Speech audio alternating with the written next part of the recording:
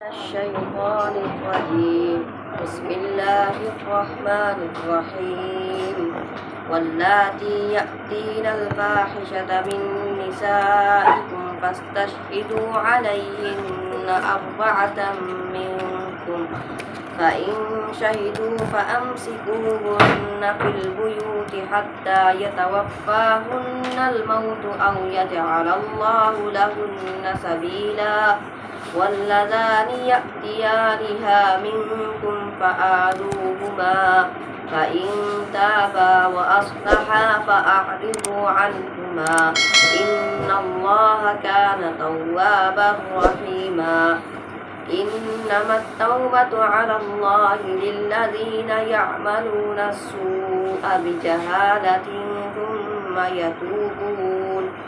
ثم يتوبون من قريب فأولئك يتوب الله عليهم وكان الله عليما حكيما وليست التوبة للذين يعملون السيئات حتى إذا حضر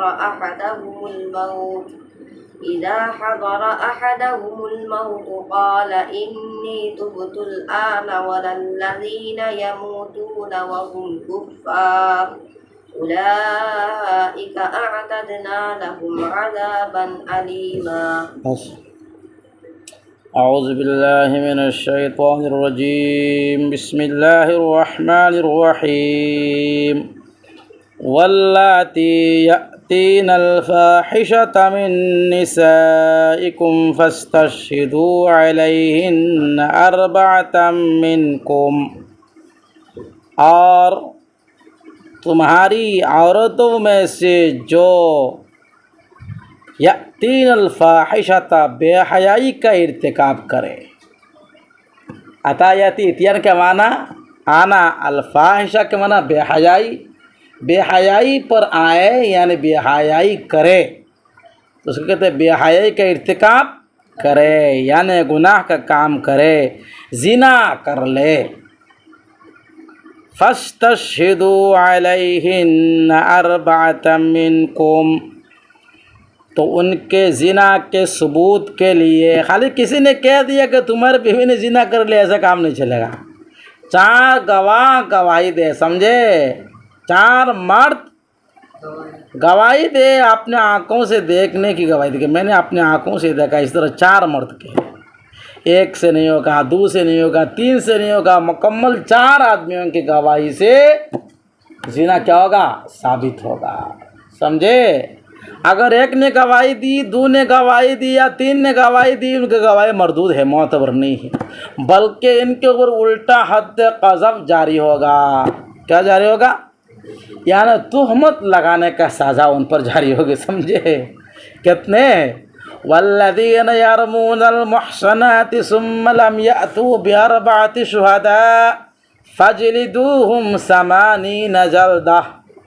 جو کسی پاک دمن عورت پر زنا کی تہمت لگاتا ہے اور کو ثابت نہیں کر پاتا ہے، یعنی 4 گواہ سے ثابت نہیں کر پاتا ہے، اللہ فرماتے ہیں ان کو 80 کوڑا لگاؤ. کتنے لگاؤ؟ 80 کوڑے مارو اس کے اوپر. کیوں؟ زنا کی تہمت لگایا، ثابت نہیں کر پایا. اسی لیے خواہ کسی کے پیچھے نہیں پڑنا چاہیے. سمجھے؟ اگر قاضی کے یہاں تم جا کر شکایت کرتے ہو تو تمہارے پاس کم سے کم 4 معتبر شہادت ہونی چاہیے جو انہوں نے اپنے آنکھوں سے دیکھا. اگر تم 1 چلے گئے یا 2 یا 3 تو تمہاری بات معتبر نہیں ہے، بلکہ تمہارے اوپر الٹا سزا جاری ہوگی. کیا سزا؟ حد قذف. اس کو کیا کہتے ہیں؟ حد قذف، یعنی تہمت لگانے کا سزا 80 کوڑا قرآن نے کہا ہے. اس لیے بٹی مولوی صاحب خوب سنبھال کے چلنا. اگر دیکھ لیا کسی کی بیوی کو ادھر ادھر چلتے ہوئے تو تم نے لگا دیا جا کے قاضی صاحب کے یہاں کہ فلاں کی بیوی تو ایسے رنڈی ہو گئی، زنا کرتی ہے، تو بٹی مولوی صاحب کو قاضی صاحب سے ڈنڈا لگائیں گے الٹا. ارے سمجھے؟ فرمایا فاستشہدوا علیہن اربعۃ منکم، تم علیہن ان عورتوں کے اوپر، ان عورتوں کے خلاف چار اپنے میں سے منکم یعنی تم مردوں میں سے 4 گواہ بنا لو. 4 گواہ کی شہادت 4 گواہ بنا لو تم مردوں میں سے. یہاں عورتوں کی شہادت معتبر نہیں ہے. چاہے 100 عورت آ کر کہہ دے کہ اس عورت نے زنا کیا ہے, ان کا کوئی اعتبار نہیں. سمجھے؟ 4 مرد کیا کرے گواہی دے. فہم تم؟ فَإِن شَهِدُوا اگر 4 مردوں نے گواہی دے دی نعوذ باللہ کہ مصباح کی بیوی نے زنا کیا ہے, 4 مردوں نے کہہ دیا آ کر, آنکھوں سے دیکھا کہہ دیا, تو کیا حکم ہے؟ فَإِن شَهِدُوا اگر 4 مرد گواہی دے دے تو کیا کرو گے؟ پیس کے کھا جاؤ گے کیا؟ فَأَمْسِكُوهُنَّ فِي الْبُيُوتِ یہ پہلے حکم ہے پرانے زمانہ میں, شروع اسلام میں. فَأَمْسِكُوهُنَّ فِي الْبُيُوتِ امسک امساک کے معنی روکنا, پکڑ کے رکھنا, روکنا. فَأَمْسِكُوهُنَّ ان عورتوں کو روکے رکھو فی البیوت گھروں میں, گھروں بند کر رکھی دو بالکل بارے بار دینا تلا مارو لیٹرین باتھ روم بنا ہو گھرو انا گیا برائی دی کو ارے سمجھ رہو لیٹرین باتھ روم بنانا ہوگا نہیں, یا تو تمہیں جو کہے گے کہ میں استنجا میں جاؤں گا تو تالا کھولنا پڑے گا. اگر ٹٹی کس کا ہے ایڑا میں ہے تو بٹی مول ایسے ہو گئے گا, بٹی مول ایسا تالا کھول تو میں استنجا میں جاؤں گا, تو تالا کھول کے دینا پڑے گا. اس لیے بٹی مول ایسے کام میں جائیں گے, دکان میں جائیں گے, مدرسے میں جائیں گے, مسجد میں جائیں گے, اس لیے کیا کرو باتھ روم اور استنجا خانہ کیا کر لو, جہاں اس بیوی کو رکھو گے وہی بنا لو. سمجھ رہو کیا فرماتے ہیں؟ فَأَمْسِكُوهُنَّ فِي الْبُيُوتِ ان کو کیا کرو, ان کو تم ان کے گھروں میں کیا کر کے بند کر کے رکھ دو. کھانے نہیں دو گے, پینے نہیں دو گے, کیا کھانا پینا تو جیل میں بھی دیتے, جیل میں نہیں دیتے کھانا پینا, کھانا پینا تو دینا پڑے گا لیکن قید ہے ہمیشہ کے لیے. کیا ہمیشہ کے ایک جیل ہے سمجھ لو.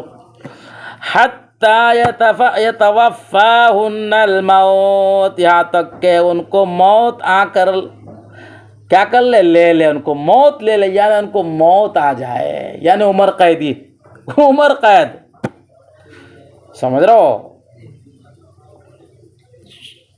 بعض جرم کا سزا عمر قید ہوتا ہے نہیں ہوتا ہے ملکوں میں, پوری زندگی بھر جیل گزار دیتا ہے عمر قید. جیسا کہ شیخ سعیدی دلوار سعیدی کو عمر قید کی سزا ملی تھی, وہ جیل میں ان کا انتقال ہوا ہے. تو اللہ فرماتے یہ شروع کیا آیات ہے وہ پہلے زمانہ کی, اس کے بعد یہ آیات منسوخ ہو گئی. اگر کوئی عورت زنا کرتی ہے, زنا ثابت ہو جاتا ہے 4 گواہوں سے, تو ان کو گھروں میں بند کر کے رکھو موت تک. کب تک؟ موت تک بند کر کے رکھو. آپ پھوپھی کے گھر, فیسی کے گھر, خالہ کے گھر, بہو کے کیا بیوی کے کیا کہتے ہیں, اپنی بیٹی کے گھر کہیں جانے کی اجازت نہیں ہے, جیل میں ہے. کیا ہے؟ جیل میں. سمجھ رہے ہو؟ او یجعل اللہ لہن سبیلا یا تو اللہ تبارک و تعالی ان کے لیے کوئی راستہ پیدا کر دے, یا تو اللہ تو ان کے لیے کیا کر دے. ایک صورت تو عمر قید بند کر کے رکھو, اللہ تعالیٰ دوسرا حکم نازل فرمانے تک, یہاں تک کہ اللہ دوسرا حکم کیا کر دے, نازل فرما دے. سمجھے نہیں سمجھے؟ تو دوسرا حکم نازل ہوا ہے قرآن کریم میں, نبی کریم صلی اللہ علیہ وسلم نے عمل کر کے اس کو دکھایا. آپ کے زمانہ میں بھی کچھ لوگوں سے زنا کا فعل سرزد ہوا ہے.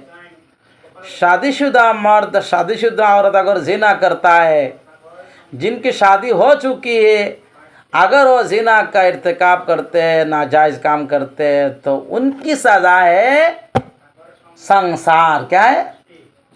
سنسار. سنسار کا مطلب یہ پتھر سے پتھر پھینک کے ان کو بالکل مار دینا. اور جو غیر شادی شدہ ہے, جن کی شادی ابھی تک نہیں ہوئی ہے, کنواری ہے, ان کی سزا ہے الزانیۃ والزانی فاجلدوا کل واحدۃ منہما مئۃ جلدہ، سورہ نور کے اندر ہے، زنا کرنے والی عورت، زنا کرنے والے مرد کو 100 کوڑا لگاؤ۔ کتنے کوڑے؟ یہ 100 کوڑے غیر شادی شدہ کے لیے، اور شادی شدہ کے لیے کیا ہے؟ الرجم۔ کیا ہے؟ الرجم۔ تو اللہ نے جب یجعل اللہ لہن سبیلا فرمایا، یہاں تک کہ اللہ تعالیٰ کوئی دوسرا راستہ نکال دے، تو چند دن کے بعد اللہ تبارک و تعالیٰ نے سورہ نور کی آیت نازل کی، الزانیۃ والزانی، اور یہ آیات الرجم الشیخ والشیخوخۃ اذا زنیا فرجموہما، شادی شدہ مرد اور شادی شدہ عورت زنا کرے تو ان کو رجم کرو۔ کیا کرو؟ رجم۔ یہ آیت قرآن کریم کے اندر نہیں ہے، لیکن اس کا حکم باقی ہے۔ قرآن کریم کی کچھ آیات ایسی بھی ہے جن کی تلاوت منسوخ ہو گئی ہے لیکن حکم باقی ہے۔ ان آیاتوں میں سے یہ آیات ہے، تلاوت نہیں ہے قرآن کریم میں، کہیں آیت نہیں ہے، لیکن یہ حکم کیا ہے؟ باقی ہے، جس کو اللہ کے رسول نے نافذ کر کے دکھایا۔ حضرت معاذ اسلمی رضی اللہ عنہ کو آپ نے سنسار کیا ہے، ان سے زنا کا سرزد ہو گیا تھا۔ اس طرح سے ایک عورت سے زنا کا سرزد کیا، ان کو بھی اللہ کے رسول نے کیا کیا؟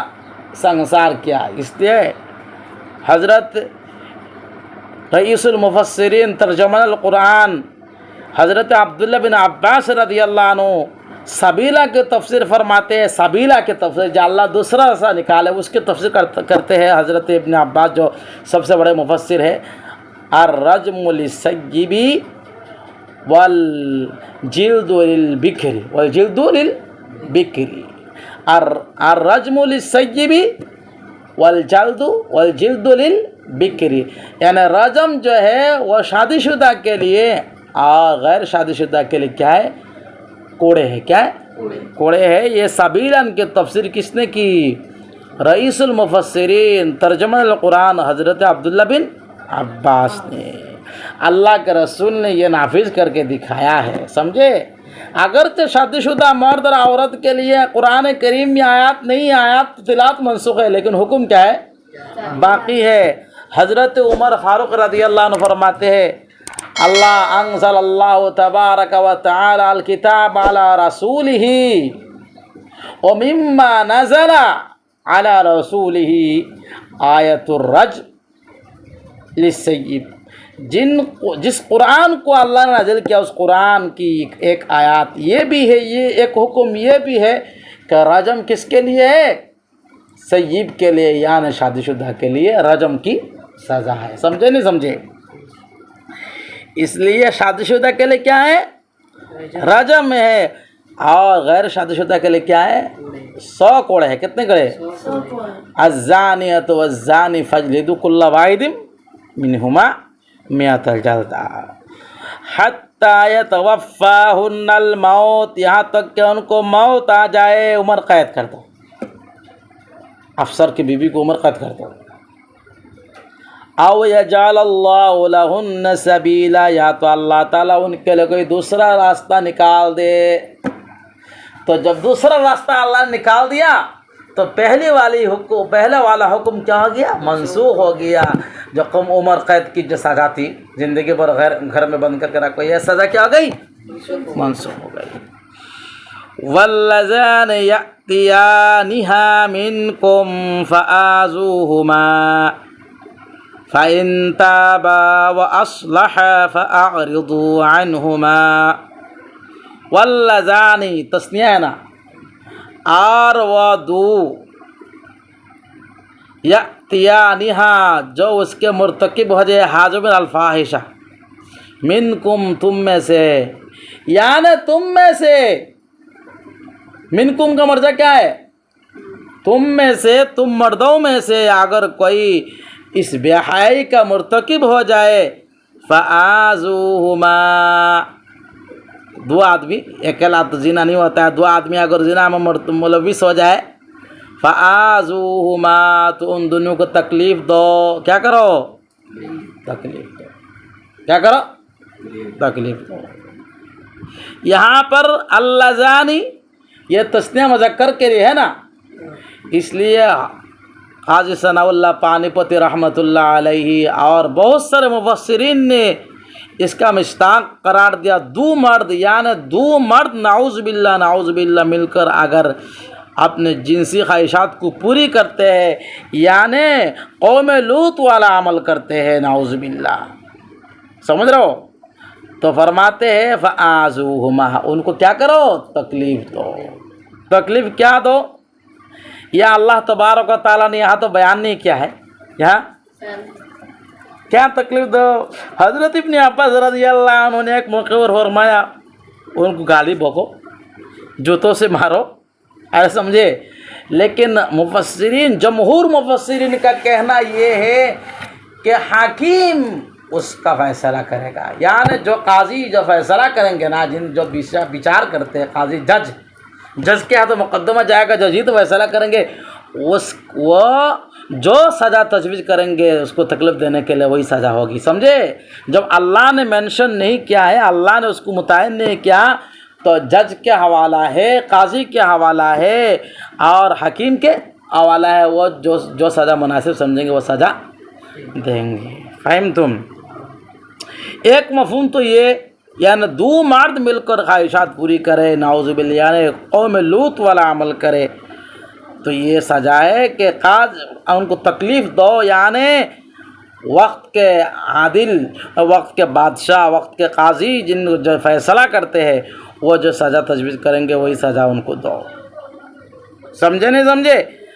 اور ایک مفہوم دوسرے مفسرین نے فرمایا کبھی کبھی اللہ تعالیٰ مذکر کے صیغہ استعمال کرتے ہیں، مذکر کا لفظ استعمال کرتے ہیں، لیکن مؤنث بھی اس کے اندر داخل ہوتا ہے نہیں ہوتا ہے. یا ایھا الذین آمنوا مذکر کا صیغہ ہے، مؤنث کا صیغہ ہے.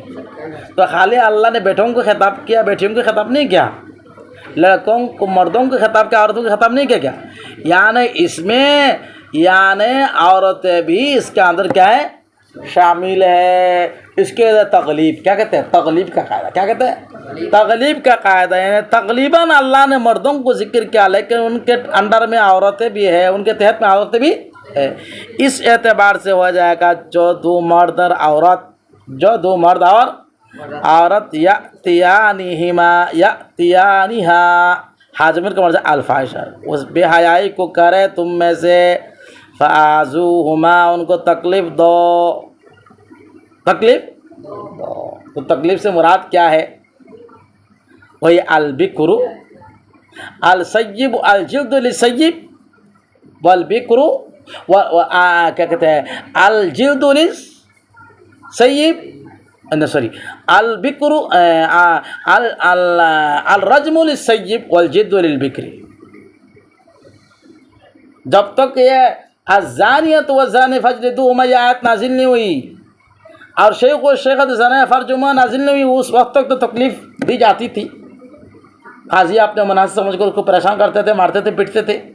لیکن جب شادی شدہ مرد اور شادی شدہ عورت کے لیے رجم کی سزا نازل ہو گئی، اسی طرح سے غیر شادی شدہ کے لیے کیا ہے؟ 100 کوڑے کی سزا نازل ہو گئی، تو فآذوہما اس کی کیا ہے؟ وضاحت ہو گئی. کیا گئی؟ اس اجمال کی تفسیر آ گئی. اجمال کیا گئی؟ تفسیر آ گئی. سمجھے نہیں سمجھے؟ فَإِن تَابَا اگر دونوں توبہ کر لے، وَأَصْلَحَا اور اصلاح کر لے، سنشودھن کر لے، یعنی توبہ کر لے اور اپنے آپ کو سماج میں سزا پانے کے بعد اصلاح کر لیا، نافرمانی سے کیا ہو گئے؟ دور ہو گئے، اپنے آپ کو پاک کر لیا، فَأَعْرِضُوا عَنْهُمَا تو ان سے کیا کرو؟ اعراض کرو، ان کے پیچھے مت پڑو. ہاں دیکھ رہا ہے نہیں، ہاں دیکھ رہا ہے نہیں مسواک خالکو بھائی سے مفتی صبر باڑی ایسا کہو گے؟ کہتے فَأَعْرِضُوا عَنْهُمَا ان سے کیا کرو؟ ان کے پیچھے مت پڑو، ان کو ستاؤ مت، ان کو پریشان مت کرو، ان کو چڑھاؤ مت.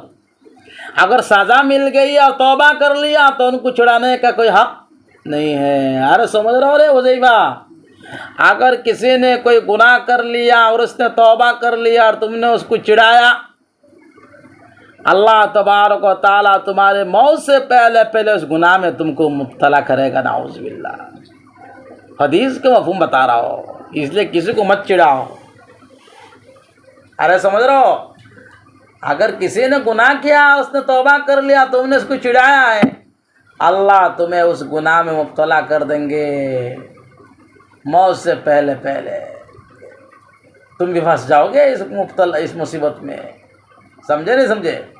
تو یہاں پر اللہ تعالیٰ فرماتے ہیں، اس کی آیت کے دو مفہوم میں نے بیان کیا ہے، ایک تو قوم لوط والا عمل، لواطت والا عمل، نعوذ باللہ بہت گناہ کا کام ہے۔ نبی کریم اس دنیا میں سب سے پہلے اس کام کو مرد سے خواہشت پوری کرنے والا عمل جو ہے حضرت لوط علیہ السلام کے قوم کرتے تھے، اس لیے اللہ تبارک و تعالیٰ ان کو یہ سزا دیا۔ جبریل علیہ السلام نے اپنے پر مارا ہے، پر مار کے آسمان میں اٹھایا اور آسمان سے ان کو پٹک دیا ایسا۔ فَجَعَلْنَا عَالِيَهَا سَافِلَهَا، اللہ نے ان کو اوپر لے گئے اور اوپر سے ان کو گرا دیا۔ سمجھے؟ اس کے بعد کیا کیا؟ اللہ نے پتھر، یعنی کیا کہتے ہیں، ایسے پتھر برسائے، ایسے پتھر برسائے جن پتھروں پر کیا تھا؟ پتھروں کے اندر آگ تھی۔ سمجھے؟ اس لیے بہت خطرناک گناہ ہے، اس گناہ کے اندر کسی کو مبتلا نہیں ہونا چاہیے۔ اللہ تعالیٰ سب کی حفاظت فرمائے۔ سمجھے؟ صحابہ کرام رضی اللہ عنہم کے دور میں بھی حضرت ابوبکر صدیق رضی اللہ عنہ کے پاس خط آیا ایک مرتبہ کہ عرب میں ایک ایسا انسان پیدا ہوا ہے جن سے مرد لوگ اپنے خواہشات پوری کرتے ہیں، ایک ایسا مرد پیدا ہوا۔ تو حضرت ابوبکر صدیق نے مجلس بٹھایا مشورہ کرنے کے لیے، بڑے بڑے صحابہ کو بلایا۔ ارے سن رہے ہو، ایسا سے کیا کرتے ہو یار؟ کھجلانے کا ٹائم ہے اس وقت، سبق کے دوران ادھر ادھر کی باتیں مت کرو، یہ اپنا کام مت کرو۔ میں جو پڑھا رہا ہوں ادھر دیکھو، یا تو نیچے دیکھو قرآن کی طرف۔ حضرت ابوبکر صدیق رضی اللہ عنہ نے بڑے بڑے صحابہ کو مشورہ کے لیے بلایا۔ حضرت علی رضی اللہ عنہ بھی موجود تھے۔ حضرت علی نے فرمایا کہ اس کام کو سب سے پہلے لوط علیہ السلام کی قوم نے کیا ہے، اس سے پہلے کسی نے نہیں کیا ہے، اس لیے ان کی سزا کیا ہے؟ علی نے مشورہ دیا ان کو آگ میں جلاؤ، آگ میں۔ کس میں جلاؤ؟ آگ میں جلاؤ۔ حضرت ابوبکر صدیق نے اس کو قبول فرمایا، اس آدمی کو آگ میں جلایا گیا۔ بہت سارے صحابہ کرام کا عمل ہے کہ پہاڑ سے گرا کر ان کو مارا گیا اوپر سے۔ سمجھ رہے ہو؟ اس لیے کوئی مرد سے اپنے خواہشات پوری کرتا ہے، اس کو لواطت کہتے ہیں، عمل لوط ہے، یہ بہت زیادہ گندی حرکت ہے۔ اس کی سزا یا تو آنکھ سے جلانا ہے یا اوپر سے گرا کر مرنا ہے۔ یہ رجم بھی ثابت ہے، بعض صحابہ نے رجم بھی کیا ہے۔ اور اگر اس کا مفہوم یہ ہے کہ مرد اور عورت زنا کرے تو زنا کی سزا بیان کر دیا نہیں؟ کیا بیان کر دیا؟ ایک تو کہا کہ عمر قید کر دو، اس کے بعد کیا حکم فرمایا؟ تو اللہ کوئی راستہ نکالے، اور راستہ کیا نکالا اللہ نے کہ شادی شدہ ہے تو کیا کرو؟ رجم کرو، اور غیر شادی شدہ ہے تو کیا کرو؟ 100 کوڑوں مارو۔ فَإِن تَابَا، اگر توبہ کر لیتے ہیں سزا پانے کے بعد، وَأَصْلَحَا، اور اپنی اصلاح کر لیتے ہیں، دوبارہ گناہ نہیں کرتے ہیں، پاک صاف ہو گئے، آپ نمازی بن گئے، تسبیح ہاتھ میں لے لیا، پرہیزگار ہو گیا، تو آپ اس کو چھڑو مت، بولے اے زنا کو، اے بدماش، ایسا کہو گے؟ فرماتے اعرضوا عنہما، ان سے کیا کرو؟ اعراض کرو، ان کے پیچھے مت پڑو۔ پیچھے پڑو گے؟ پیچھے پڑنے کے کیا سزا ہوگی؟ اللہ تمہیں بھی اس گناہ میں مبتلا کریں گے، تمہیں بھی لوگ کہیں گے او زنا خور، او بدماش۔ اس لیے کسی سے اگر کوئی نافرمانی ہو جائے تو اللہ سے ڈرتے رہو، اللہ مجھے اس گناہ میں مبتلا نہ کیجیے، مجھے پاک رکھیے، یہ طریقہ ہے۔ سمجھ رہے؟ فرمایا ان اللہ کان توابا الرحیما، بے شک اللہ تبارک و تعالیٰ توبہ قبول فرمانے والا ہے، بڑے مہربان ہیں۔ یہاں توبہ کی بات آ گئی نا، تو اللہ تعالیٰ توبہ کے بارے میں بتاتے ہیں، انما التوبۃ علی اللہ للذین یعملون السوء بجہالۃ ثم یتوبون من قریب۔ انما التوبۃ علی اللہ، توبہ تو صرف توبہ اللہ کے ذمے صرف ان لوگوں کا ہے ان لوگوں کے لیے ہے، اللہ کے ذمے توبہ ان لوگوں کی ہے جنہوں جو کیا کرتے یعملون السوء گناہ کے کام کرتے بجہالۃ نادانی سے، بیوقوفی سے، ثم یتوبون من قریب پھر قریب زمانہ میں توبہ کر لیتے ہیں، فاولئک یتوب اللہ علیہم چنانچہ اللہ تبارک و تعالیٰ ان کی توبہ قبول فرماتے ہیں، وکان اللہ علیما حکیما اللہ تعالیٰ تو بہت جاننے والا اور بہت حکمت والا ہے۔ توبہ کی بات آ گئی تو اللہ فرماتے ہیں اللہ کن کی توبہ قبول فرماتے ہیں۔ توبہ کا کیا مفہوم ہے؟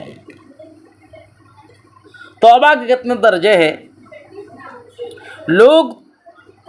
لوگوں میں 3 کوالٹی کے لوگ ہیں۔ ایک کوالٹی ہے ایسے جن کے کوئی گناہ نہیں ہوتے ہیں۔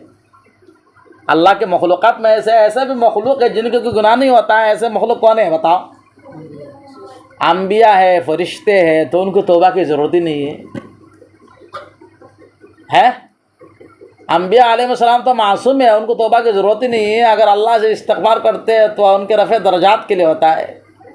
اور کچھ ایسے بھی مخلوق ہے جو کبھی توبہ نہیں کرتے، وہ شیاطین کے دل ہے۔ شیطان کو بھی توبہ کرتا ہے، شیاطین کو بھی توبہ نہیں کرتے۔ اور ایک دل ہے اللہ کے مومن بندے، ان سے کوئی گناہ سرزد ہو جاتا ہے تو وہ کیا کرتے؟ توبہ کرتے، اللہ سے معافی مانگتے۔ توبہ کرنے کا مفہوم یہ نہیں کہ اللہ توبہ تو توبہ کا مفہوم تو ہی دو سمجھ رہے ہو؟ اللہ توبہ ایسا کہنے سے کام چلے گا؟ توبہ کا مفہوم یہ ہے کہ جو گناہ کیا ہے اس پر کیا ہو؟ شرمندہ ہو۔ کیا ہو؟ شرمندہ ہو، ندامت ہو کہ میں نے بہت غلط کام کیا، اس پر آنسو بہائے اور فوراً اس گناہ کو چھوڑ دے۔ فوراً اس گناہ کو کیا کر دے؟ چھوڑ دے۔ 2 چیزیں ہو گئی، اس گناہ پر شرمندہ ہونا ایک نمبر شرط ہے، دوسری شرط ہے گناہ کو فوراً چھوڑ دے، اور تیسری شرط ہے آئندہ نہ کرنے کا عزم مصمم کرے۔ آئندہ نہ کرنے کا عزم مصمم کرے، پکا ارادہ کرے۔ کیا کرے؟ پکا ارادہ کرے۔ اور چوتھی شرط یہ ہے تلافی مافات کرے۔ کیا کرے؟ تلافی مافات کا مفہوم یہ ہے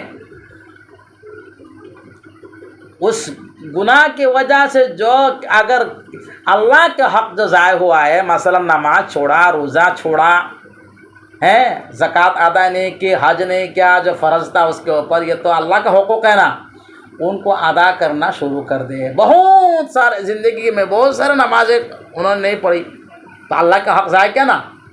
نماز چھوڑنا یہ نیکی کا کام ہے کیا؟ گناہ کبیرہ ہے نا، تو گناہ ہے نا، تو اس پر ندامت ہو رہا ہے، شرمندہ آ رہا ہے، توبہ کر رہا ہے۔ تو جو نماز چھوڑی ہے، جو حقوق اللہ چھوڑا ہے، ان کو آہستہ آہستہ ادا کرنا شروع کر دے۔ اور جو حقوق العباد ہے، کسی کو مارا، کسی کو پیٹا، کسی کو گالی دی، کسی پر تہمت لگایا، کسی کو تھپڑ مار دیا، تو اے لوگ اگر دنیا میں موجود ہے تو ان سے معافی مانگ لے۔ کیا کر لے؟ معافی مانگ لے۔ اگر دنیا میں موجود نہیں ہے تو ان کے لیے مغفرت کی دعا کرے۔ کیا کرے؟ مغفرت کی دعا کرے۔ اگر پیسہ لے لیا، زمین لے لی تو اس کو کیا کرے؟ واپس کر دے۔ سمجھے؟ اگر وہ جس کا حق مارا ہے، زمین لے لی، پیسہ لے لیا، چوری کر لیا، اگر وہ دنیا سے چلا گیا ہے تو اس کے اولاد کو واپس کر دے۔ اس کے ورثہ ہے نا، ورثہ ہوں گے نہیں، ورثہ کو دے دے۔ اور سمجھ رہے ہو؟ اگر ورثہ بھی نہیں ہے تو اللہ کے راستے میں اس کے نام پر کیا کر دے؟ صدقہ کر دے۔ اس کی طرف سے کیا کر دے؟ صدقہ کر دے۔ یہ تلافی معافات ہے۔ کیا ہے؟ خالی اللہ توبہ کہنے سے کام چلے گا؟ اسی لیے توبہ اگر مومن سے گناہ ہو جائے تو اس کے لیے توبہ کرنا کیا ہے؟ فرض ہے۔ توبہ کرنا کیا ہے؟ فرض ہے۔ اللہ حکم کرتا ہے یا ایھا الذین آمنوا توبوا الی اللہ توبۃ نصوحا، اے ایمان والو اللہ تعالیٰ کے سامنے خالص توبہ کرو۔ کیا کرو؟ خالص توبہ کرو۔ اور جب آنکھیں بند کر رہا ہے، اللہ کے سامنے کیا کرو؟ خالص توبہ کرو۔ اس لیے توبہ کرنا کیا ہے؟ فرض ہے۔ گناہ ہو جائے تو فوراً توبہ کرنا چاہیے۔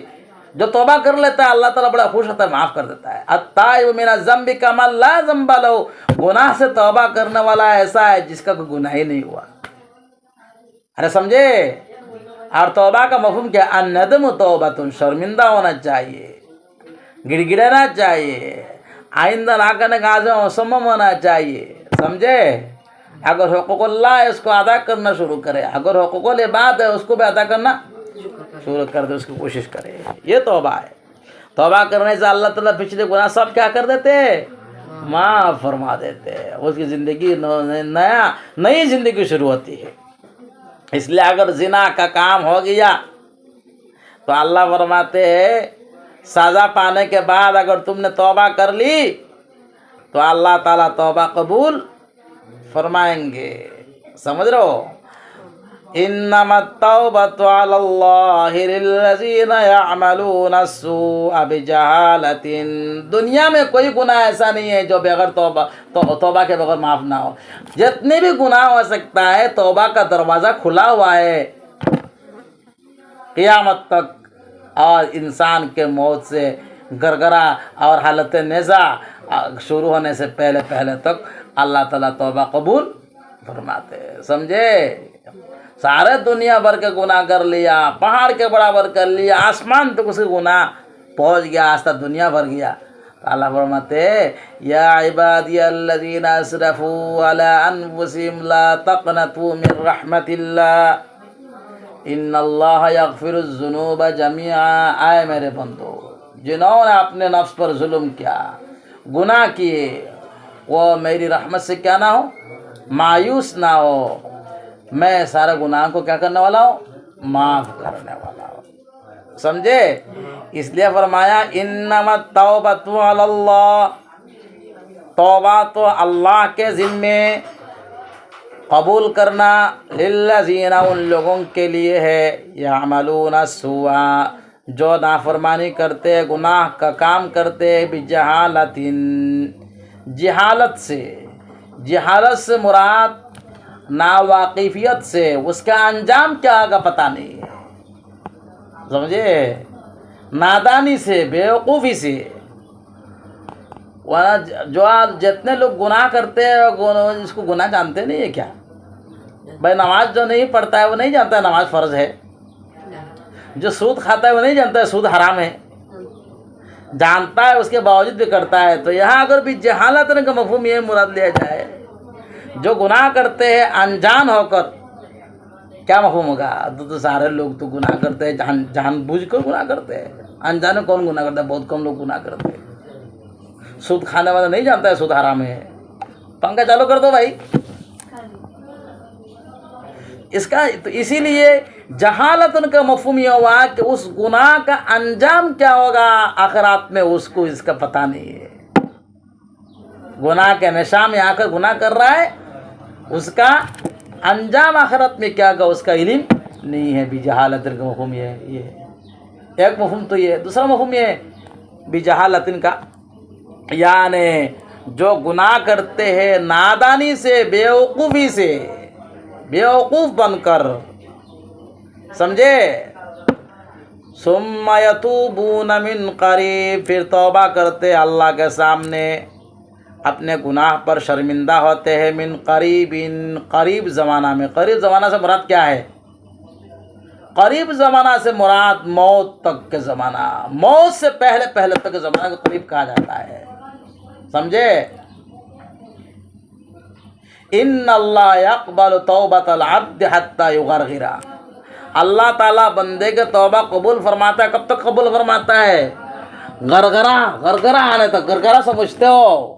جب آدمی مرنے کے قریب ہوتا ہے تو سانس بند ہو جاتا ہے، کہتے ہیں سکرات الموت شروع ہو گیا بیچارے کا. کہتے نہیں کہتے؟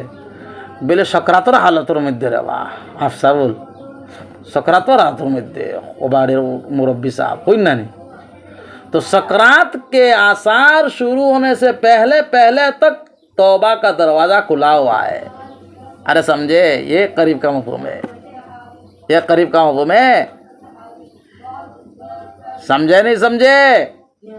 اگر سکرات کا وقت شروع ہو گیا، فرشتوں کی آمد رب شروع ہو گئی، وہ سب توبہ کرتا ہے تو توبہ قبول نہیں ہوگا. جیسے فرعون نے توبہ کیا تھا جب بحر قلزم پار ہو کے جا رہا تھا اور حضرت جبریل علیہ السلام عذاب لے کر آ گئے تھے، تو اس وقت کیا کیا؟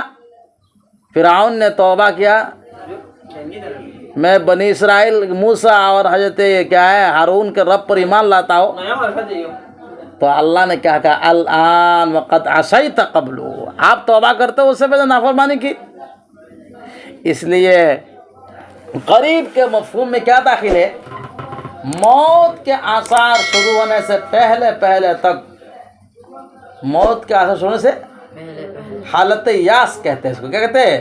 حالت یاس سے پہلے تک کے زمانہ قریب زمانہ ہے، جب بھی توبہ کرے گا اللہ تعالیٰ اس کے توبہ کو قبول فرمائیں گے۔ وَأُولَٰئِكَ يَتُوبُ اللَّهُ عَلَيْهِمْ، اللہ ان کے توبہ کو قبول فرمائے گا۔ وَكَانَ اللَّهُ عَلِيمًا حَكِيمًا، اور اللہ تبارک و تعالیٰ بہت جاننے والا ہے، بہت حکمت والا ہے۔ صدق اللہ العظیم۔